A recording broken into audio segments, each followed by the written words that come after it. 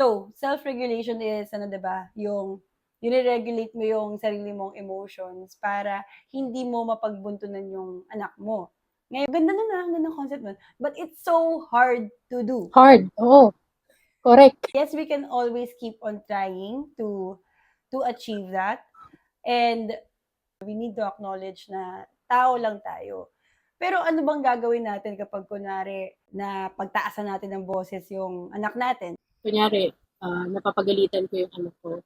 Tapos after mo magalit, saka ka ano na, mali yun eh. umuwi ka, mami.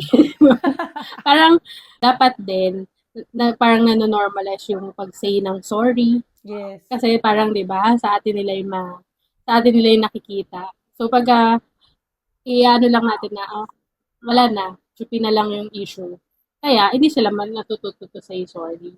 Yun yung dapat din talagang ma-build yung good communication. Parang gusto ko kasi din na ma-process niya na ano ba yung ginawa niya, ba't ako nagalit, and at the same time, yun nga, parang ako as her mom, dapat ano ko rin na, sorry, nagtaas ako ng boses, something like that. At saka yun parang malalearn din kasi nila na there's consequence dun sa mga gawa nila.